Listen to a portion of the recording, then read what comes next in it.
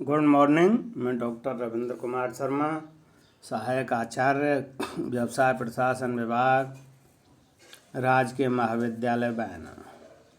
BCom second year के समस्त छात्र एवं छात्राओं, आज मैं व्यवसाय प्रशासन विषय का पेपर सेकंड प्रबंध का टॉपिक प्रबंध के सिद्धांत अर्थात प्रिंसिपल्स ऑफ मैनेजमेंट के बारे में ई कंटेंट के माध्यम से अध्ययन कराएंगे। सर्वप्रथम हम इसकी अर्थ एवं परिभाषाएं देखते हैं।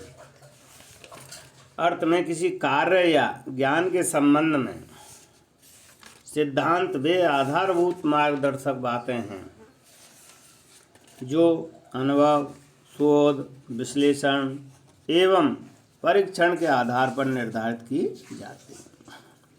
विद्वान टेरी ने परिभाषा दी है। उनके अनुसार सिद्धांत को एक आधारभूत कथन या सत्य के रूप में परिभाषित किया जा सकता है जो किसी कार्य या विचार का मार्गदर्शन करता है। दूसरी परिभाषा ब्रेच ने दी है, उनके अनुसार सिद्धांत से तात्पर्य एक आधारभूत सत्य से है जो तर्काधार है, प्राथमिक तत्व है तथा सामान्य विधि है। अतः उपरोक्त परिभाषाओं का अध्ययन करने के बाद निष्कर्ष रूप में हम कह सकते हैं कि सिद्धांत एक आधारभूत कथन या सर्वमान्य सत्य है जो किसी कार्य या विचार या तर्क का आधार होता है। सिद्धांत ऐसी मार्गदर्शक बातें होती हैं जिन्हें कई बार सामान्य नियम या कानून के रूप में भी स्वीकार कर लिया जाता है। अतः अब हमने आपको अर्थ एवं परिभाषा का बारे में अध्ययन किया। इसके बाद आते हैं प्रबंध के सिद्धांत, जिनमें महत्वपूर्ण सिद्धांत हैं। प्रबंध के आधुनिक जन्मदाता हेनरी फेयल ऐसे व्यक्ति हैं जिन्होंने प्रबंध के सिद्धांतों को व्यवस्थित रूप से प्रस्तुत किया है। हेनरी फेयल ने प्रबंध के कुल 14 सिद्धांत बताए हैं और प्रतिपादित किए हैं जिनका हम विस्तार से अध्ययन करेंगे। पहला सिद्धांत है श्रम विभाजन या विशिष्टीकरण का सिद्धांत। फेयल ने जिसे कार्य या श्रम विभाजन का सिद्धांत कहा है, टेलर ने उसे ही विशिष्टीकरण का सिद्धांत कहा है। दोनों का सार एक समान है। यह सिद्धांत यह कहता है कि संपूर्ण कार्य को अनेक भागों में विभाजित करना चाहिए तथा कार्य के प्रत्येक भाग को एक विशिष्ट ज्ञान या योग्यता वाले व्यक्ति को सौंपा जाना चाहिए। दूसरा सिद्धांत है अधिकार एवं दायित्व का सिद्धांत। फेयल ने सिद्धांत को प्रतिपादित करते हुए लिखा है कि अधिकार एवं दायित्व साथ साथ चलने चाहिए। वास्तव में ये एक दूसरे में समाये हुए हैं। यह शाश्वत सत्य भी है कि अधिकार दायित्वों को जन्म देते हैं तथा दायित्व स्वीकार करने वालों को ही अधिकार मिलते हैं। तीसरा सिद्धांत है अनुशासन का सिद्धांत। प्रबंध का यह सिद्धांत इस बात पर बल देता है कि संस्था की सफलता के लिए अनुशासन आवश्यक है। यह सिद्धांत कहता है कि सभी कर्मचारियों को अपनी स्वेच्छा से संस्था के नियमों तथा अधिकारियों की आज्ञा का पालन करना चाहिए तथा इसके लिए संस्था के अनुशासन बनाए रखने के लिए सर्वप्रथम संस्था के सभी स्तरों पर प्रभावकारी प्रबंधकों एवं पर्यवेक्षकों की नियुक्ति होनी चाहिए। दूसरी, कर्मचारियों को कार्य नीतियों की स्पष्ट जानकारी होनी चाहिए। तीसरा इसमें है दंड व्यवस्था का न्यायपूर्ण पालन करना चाहिए। इन बातों से अनुशासन को बनाए रखा जा सकता है। अगला सिद्धांत है इसमें फेयल साहब का ये आदेश की एकता का सिद्धांत, principle of unity of command. Fayol के अनुसार एक कर्मचारी को केवल एक ही अधिकारी या पर्यवेक्षक से आदेश प्राप्त होने चाहिए। जब एक कर्मचारी को एक से अधिक अधिकारियों से आदेश अथवा निर्देश प्राप्त होते हैं तो वह भ्रम एवं विवाद की स्थिति में पड़ जाता है। अतः एक ही समय में कोई भी व्यक्ति 2 अधिकारियों की सेवा नहीं कर सकता है। अगला सिद्धांत है इसमें निर्देश की एकता का सिद्धांत, principle of unity of direction. यह सिद्धांत कहता है कि सभी समान प्रकार के उद्देश्यों वाले कार्यों का एक ही प्रमुख अधिकारी होना चाहिए तथा उन सब समान कार्यों की एक ही योजना बनाई जानी चाहिए। दूसरे शब्दों में समान कार्यों तथा उद्देश्यों के लिए एक अधिकारी एवं एक ही योजना होनी चाहिए। इससे कार्यों में एकरूपता बनी रहती है। अगला सिद्धांत है इनका व्यक्तिगत हित के स्थान पर सामान्य हित को वरीयता का सिद्धांत। फ्योल ने इस सिद्धांत के अंतर्गत ये कहा है कि प्रत्येक कर्मचारी को अपने व्यक्तिगत हितों की तुलना में सामान्य हितों को वरीयता देनी चाहिए। उन्होंने ये भी कहा है कि यदि व्यक्तिगत हित तथा सामान्य हितों में संघर्ष हो तो व्यक्तिगत हितों का त्याग या समर्पण कर देना चाहिए। अगला सिद्धांत है कर्मचारियों के पारिश्रमिक का सिद्धांत। फ्योल का ये सिद्धांत ये कहता है कि कर्मचारियों को उचित पारिश्रमिक दिया जाना चाहिए। यह पारिश्रमिक केवल कर्मचारियों की दृष्टि से ही नहीं बल्कि संस्था की दृष्टि से भी उचित होना चाहिए। अगला इनका सिद्धांत बताया है केंद्रीयकरण का सिद्धांत। जब संस्था में निर्णय लेने के सभी अधिकार उच्च प्रबंधकों के हाथों में केंद्रित रहते हैं तब संस्था में केंद्रीयकरण की स्थिति होती है। इसके विपरीत जब निर्णय लेने के अधिकार अधीनस्थों को सौंप दिए जाते हैं तो वह विकेंद्रीकरण की स्थिति कहलाती है। फ्योल ने इस सिद्धांत के अंतर्गत ये कहा है कि संस्था में न तो अधिकारों का अधिक केंद्रीकरण होना चाहिए और न अधिक विकेंद्रीकरण ही। अगला सिद्धांत है सोपान श्रृंखला या पदानुक्रमता का सिद्धांत, प्रिंसिपल ऑफ हिरार्ची। तो ये सिद्धांत क्या कहता है फ्योल साहब का, प्रत्येक संगठन में उच्च प्रबंधक से लेकर निम्नतम स्तर के प्रबंधक के बीच अधिकारों की अखंड धारा बहती रहती है। अतः आदेशों को देने तथा प्रतिवेदन प्रस्तुत करने के लिए सामान्यतः इसी धारा या मार्ग का अनुसरण करना चाहिए।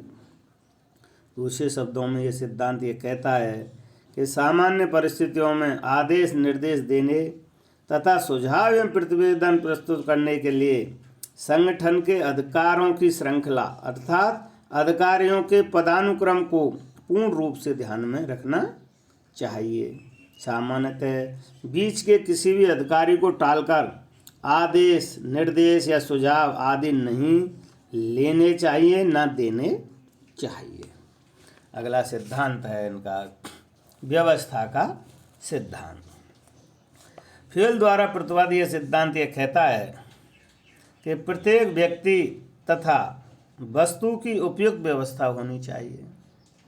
जहाँ तक व्यक्तियों का प्रश्न है अर्थात कर्मचारियों का प्रश्न है, प्रत्येक व्यक्ति को सही स्थान पर लगाया जाना चाहिए तथा उसका एक स्थान निर्धारित कर देना चाहिए। इसी प्रकार वस्तुओं या सामग्री को भी यथा स्थान रखना चाहिए तथा उनका भी पहले से ही स्थान निर्धारित कर देना चाहिए। अगला सिद्धांत है 11वां न्याय या निष्पक्षता का सिद्धांत। प्रबंधक का सिद्धांत ये कहता है कि प्रबंधकों को अपने कर्मचारियों के साथ उचित निष्पक्ष समता एवं दयालुता का व्यवहार करना चाहिए। फ्योल का विश्वास था कि इससे नियोक्ता तथा कर्मचारियों के बीच मधुर संबंधों का सूत्रपात होगा। अगला सिद्धांत है कार्यकाल में स्थायित्व का सिद्धांत। यह सिद्धांत यह बताता है कि कर्मचारियों का कार्यकाल स्थायी होना चाहिए। इस सिद्धांत के पीछे यह मान्यता रही है कि कोई भी कर्मचारी जब किसी नए कार्य पर लगाया जाता है तो उसे उस कार्य को सीखने में कुछ समय लगता है। अतः बार बार उसका स्थानांतरण किया गया तो उसे बार बार नया कार्य सीखना पड़ेगा। फलतः वह किसी भी कार्य में कुशलता प्राप्त नहीं कर सकेगा। अतः कार्य कुशलता तथा वातावरण में समन्वय की दृष्टि से कर्मचारियों के कार्यकाल में उचित स्थायित्व होना चाहिए, उनका बार बार स्थानांतरण नहीं करना चाहिए। अगला सिद्धांत है 13वां, पहलपन का सिद्धांत। पहलपन का सिद्धांत यह बताता है कि प्रत्येक प्रबंधक को अपने अधीनस्थ कर्मचारियों को उनके कार्यों की योजनाएं बनाने तथा उन्हें क्रियान्वित करने की कुछ स्वतंत्रता होनी चाहिए। इससे उन कर्मचारियों की सृजनात्मक क्षमता का विकास होगा तथा अधीनस्थों को आंतरिक गुड फीलिंग का अनुभव होगा। इससे संपूर्ण संस्था के कर्मचारियों में पहलपन की भावना का विकास होने लगेगा, जो किसी भी व्यावसायिक संगठन अथवा संस्था के लिए बहुत ही हितकारी है। अगला और अंतिम फ्योल साहब का सिद्धांत है समूह भावना का सिद्धांत, प्रिंसिपल ऑफ टीम स्पिरिट है। ये सिद्धांत ये कहता है कि प्रबंध की सफलता के लिए प्रबंधकों को अपने कर्मचारियों में समूह भावना तथा एकता की भावना का विकास करना चाहिए। सामान्यतः सभी कंपनियों अथवा बड़े बड़े व्यवसाय उपक्रमों में एक विभाग में विभिन्न कर्मचारी कार्य करते हैं और वो समूह के रूप में कार्य करते हैं। इस हेतु फेल ने लिखा है कि प्रबंधकों को कर्मचारियों से प्रत्यक्ष संपर्क बनाए रखना चाहिए। प्रबंधकों को जब भी समय मिले कर्मचारियों के साथ संदेशों का आदान प्रदान करना चाहिए। सामान्यतः संदेश उनको मौखिक रूप से ही देने चाहिए। उन्हें औपचारिक रूप से लिखित संदेशों का आदान प्रदान बहुत ही कम करना चाहिए। अतः ये फ्योल साहब के 14 सिद्धांत महत्वपूर्ण सिद्धांतों में हैं और ये सिद्धांत आज के व्यावसायिक जगत में बिजनेस एंड इंडस्ट्री में पूर्ण रूप से क्रियाशील हैं और कंपनियों अथवा व्यवसाय के लिए बहुत ही लाभकारी हैं। आगे इसमें कुछ अन्य महत्वपूर्ण सिद्धांतों का विवेचन किया है, जिसमें फ्रेडरिक विंस्लो टेलर अर्थात F.W. टेलर, उर्विक, कुंज तथा ओडोनल तथा टेरी आदि ने कुछ सिद्धांत प्रतिपादित किए हैं। उनके कुछ उन सिद्धांतों का भी इसमें वर्णन विवेचन किया गया। उनमें सिद्धांत है 15वां, हमने इसमें आगे इसी कड़ी में जोड़ दिया है 14 के बाद 15वां। तो उसमें पहला सिद्धांत इसमें सिद्धांत है 15वां, उद्देश्य का सिद्धांत। सभी संस्थाओं के कार्यों का शरीर गणेश उद्देश्यों के निर्धारण से ही होता है, अतः यह एक महत्वपूर्ण सिद्धांत कहा जा सकता है। अगला सिद्धांत है इसमें नियोजन का सिद्धांत। इसके अंतर्गत अच्छे प्रबंध के लिए नियोजन एक प्राथमिक आवश्यकता है और इस सिद्धांत के जन्मदाता F.W. टेलर हैं। अगला सिद्धांत है इसमें अपवाद का सिद्धांत। टेलर ने भी इस सिद्धांत का प्रतिपादन किया है। यह सिद्धांत कहता है कि किसी भी उच्च अधिकारी या प्रबंधक को अपने अधीनस्थ अधिकारी या प्रबंधक के दैनिक कार्यों तथा निर्णयों में सामान्यतः हस्तक्षेप नहीं करना चाहिए। अगला सिद्धांत बताया इसमें नियंत्रण के विस्तार का सिद्धांत। ये सिद्धांत से तात्पर्य है कि एक अधिकारी के प्रत्यक्ष नियंत्रण में कितने व्यक्ति कार्य करने चाहिए, जिससे कि उनका नियंत्रण अच्छी तरह से किया जा सके। इसके लिए एक ग्रोकनाज ने एक सिद्धांत का प्रतिपादन किया है, जिसमें उन्होंने कहा है कि किसी भी अधिकारी के प्रत्यक्ष नियंत्रण में 5 और 6 से अधिक अधीनस्थों की संख्या नहीं होनी चाहिए। इसमें अगला सिद्धांत है संतुलन का सिद्धांत। अगला फिर इसके बाद है मानवीय संबंधों का सिद्धांत। मानवीय संबंधों सिद्धांतों में कहा है कि उद्योगों का अस्तित्व मानवीय संबंधों पर निर्भर करता है, क्योंकि मनुष्य ही मशीनों अथवा भौतिक संसाधनों का उपयोग करने वाला व्यक्ति होता है, इसलिए मानवीय संबंधों को इसमें प्राथमिकता दी गई। फिर है समन्वय का सिद्धांत। ये सिद्धांत कहता है कि संस्था के उद्देश्यों की प्राप्ति के लिए संगठन के सभी विभागों तथा कर्मचारियों के कार्यों में समरूपता तथा क्रमबद्धता होनी चाहिए। कई विद्वानों ने तो कहा है कुंज तथा विरिच ने समन्वय को प्रबंध की आत्मा या प्रबंध का सार कहा है। अगला सिद्धांत है अभिप्रेरण का सिद्धांत। यह सिद्धांत यह कहता है कर्मचारियों को अभिप्रेरित करके ही उनसे अधिक कार्य करवाया जा सकता है, जिससे कि अधिक लाभों की प्राप्ति हो सके। फिर नियंत्रण का सिद्धांत, सहभागिता का सिद्धांत, सामाजिक दायित्वों का सिद्धांत और लास्ट में है सरलता का सिद्धांत। सरलता का सिद्धांत ये कहता है कि संस्था की संगठन संरचना, कार्यविधियाँ, नीतियाँ, नियम, योजनाएं आदि सभी सरल हों, उनमें किसी प्रकार की जटिलता या अनावश्यक औपचारिकता ना हो।